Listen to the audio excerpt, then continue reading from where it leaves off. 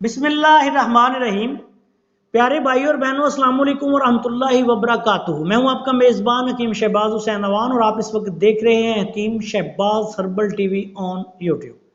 आज की इस मुख्तसर सी वीडियो में मैं आपकी खिदमत में रमज़ानुल मुबारक में रोज़ा रखने के जो तिब्बी फ़वाइद हैं उनमें से कुछ पर रोशनी डालूंगा। अल्लाह ताला का एहसान अजीम है कि अल्लाह ताला ने हमको ये माह मुबारक अता किया है। मेरी तरफ से तमाम आलम इस्लाम को रमज़ानुल मुबारक की मुबारकबाद। रमज़ानुल मुबारक जो है ये जहां अल्लाह ताला ने हम मुसलमानों पर और बहुत सी नेमतें जो है वो नाजिल फरमाई, उन्हीं में से रमज़ानुल मुबारक भी है। और अल्लाह ताला के खुसूसी करम फजल से मुसलमानों को जो जिंदगी गुजारने के तरीके, जो एक लिविंग स्टाइल अता किया गया है, उसमें अगर गौर किया जाए तो सरासर इंसान का ज़ाती फ़ायदा है। इस्लाम की तालीमात पे अमल करने से इंसान पर्सनल हाइजीन से लेके मुआशरती तौर पर एक पूरा पाकीज़ा मुआशरा जो है वो वजूद में आता है। ये अल्लाह ताला का एहसान अजीम है मुसलमानों पर। मुसलमानों ने अगर इस्लाम की तालीमात को जिस जगह भी अपनाया, उन्होंने हमेशा फ़ायदा ही उठाया है।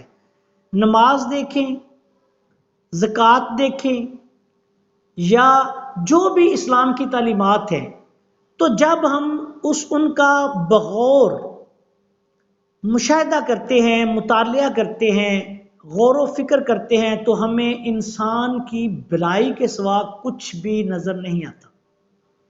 सरासर इंसान का फ़ायदा, सरासर उसका रूहानी फ़ायदा भी और जिस्मानी फ़ायदा भी।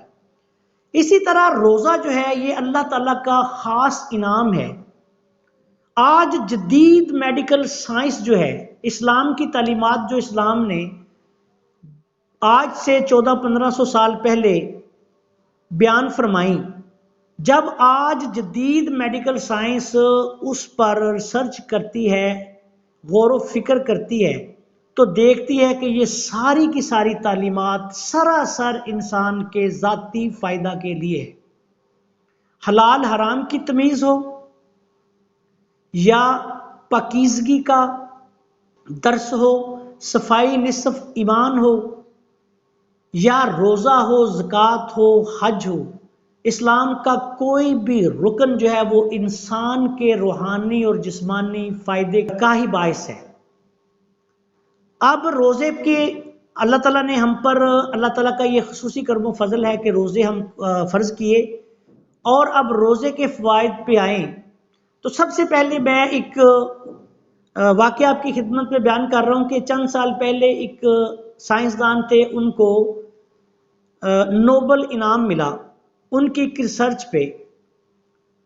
रिसर्च उन्होंने ये की कि जो कैंसर के सेल्स हैं या बॉडी में ऐसे सरतानी खलियात जो पैदा हो जाते हैं, उनको ख़त्म करने के लिए अगर इंसानी जिस्म जो है वो भूखा रहे तो 12 से 14 घंटे तक तकरीबन, उनकी ये रिसर्च सामने आई कि अगर भूखा रहे और वो 3 से 4 हफ्ते तक भूखा रहे तो इंसानी जिस्म से ये जो मुज़रे सेहत खलियात हैं इनका खात्मा हो जाता है। इंसानी जिस्म जो है इनको खाना शुरू कर देता है और खाकर ख़त्म कर देता है।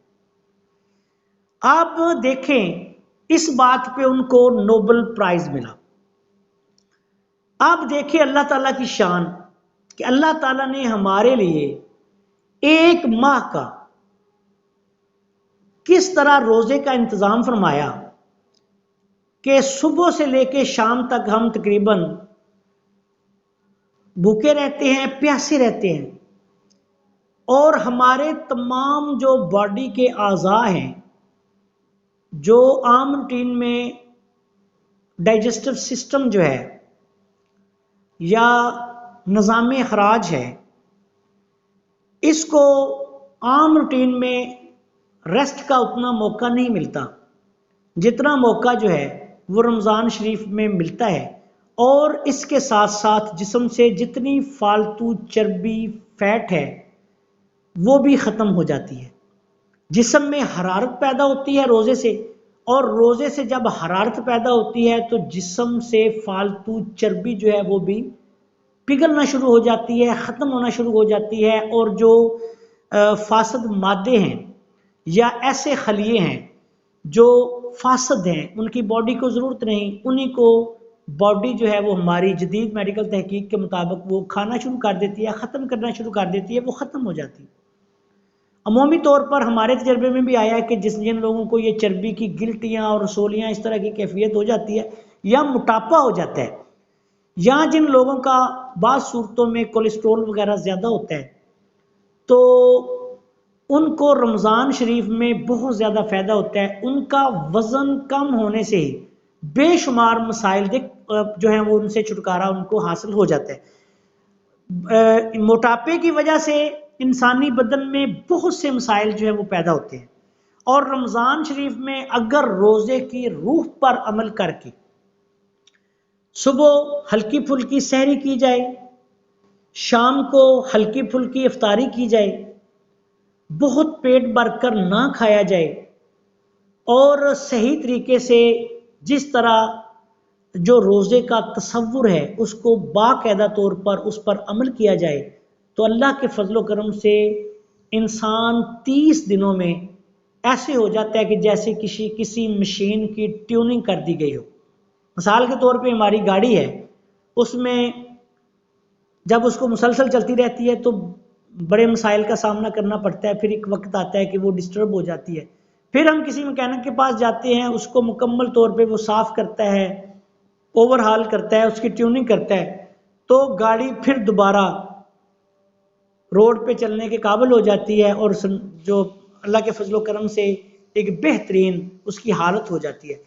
बिल्कुल इसी तरह जब रोज़ा में हम रोज़े की रूह के मुताबिक रोज़े को रखें, फजूल चीज़ों से परहेज़ करें, सादा ग़ज़ा खाएं, बाज़ारी चटपटी चीज़ें जो हैं उनसे परहेज़ करें, और सादा ग़ज़ा खजूर, मक्खन, दूध, जौ का दलिया, छोटा गोश्त या दूसरी भी सब्जियां जितनी हैं, इनको मुनासिब तरीके से इस्तेमाल करें तो अल्लाह ताला के फजलो करम से रोज़े के पूरे फ़वाइद जो हैं वो जिस्मानी तौर पर जो बदनी है वो भी ज़ाहिर होते हैं इंसान पे।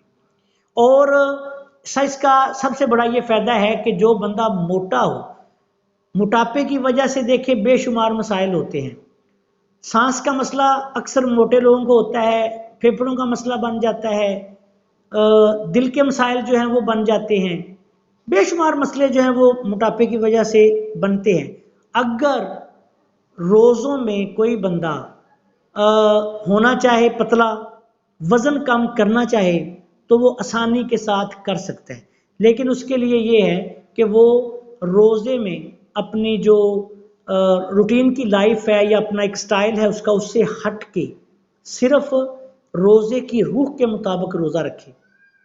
सुबह सहरी में हल्की फुल्की खुराक और इसी तरह अफ्तारी में हल्की फुल्की खुराक इस्तेमाल करेंगे तो अल्लाह के फजलो करम से जिस्म से फालतू चर्बी भी उतर जाएगी, जिस्म से गंदे फासद मादे जो हैं उनका भी खात्मा हो जाएगा। जो ऐसे नुकसानदेह सेल्स हैं जो आगे चलकर आपको कैंसर में मुब्तला कर सकते हैं, उनसे भी आपको छुटकारा हासिल हो जाएगा। तो इसलिए तमाम जो हमारे मुसलमान भाई हैं उनसे गुजारिश है कि रोज़ा तो आपने रखना ही है, लेकिन रोज़े के जो तिब्बी फ़वाइद हैं उनको हासिल करने की भी कोशिश करें। रूहानी फ़वाइद तो ज़ाहिरी बात है वो इसके बहुत ज़्यादा हैं, उनके लिए तो एक अलहदा पूरी किताब लिखी जा सकती है, लेकिन मैं तिब्बी फ़वाइद में से चंद पे बात कर रहा हूँ। तो इंसानी जिस्म के लिए रोज़ा जो है वो बेहद अहम है।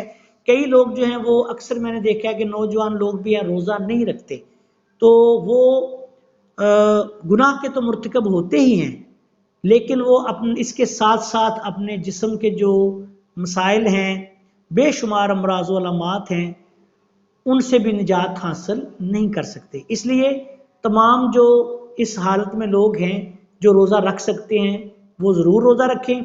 जो रोज़ा नहीं रख सकते वो अपने तबीब के मशवरा के साथ या फिर उलमा इकराम के मशवरा के साथ वो रोज़ा को छोड़ सकते हैं। लेकिन इसके लिए बेहतर ये है कि अपने करीबी जो तबीब से भी मशवरा करें और अपने डॉक्टर से मशवरा करें या फिर अपने इलाके के जो उलमा इकराम हैं, मुफ्तियान साहबान हैं, मुफ्तियान कराम हैं, उनके साथ रब्ता करें। तो उसके बाद फिर अगर वो रोज़ा छोड़ना चाहें बीमारी की हालत में, तो ज़ाहिर बात है हमारे दीन में कोई जबर नहीं।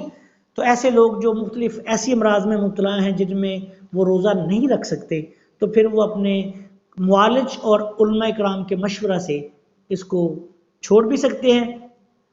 जो रख सकते हैं वो ज़रूर रखें ताकि वो इसके भरपूर जो बदनी अमराज के हवाले से तिब्बी फ़वाइद हैं उनसे भरपूर इस्तिफ़ादा हासिल कर सकें।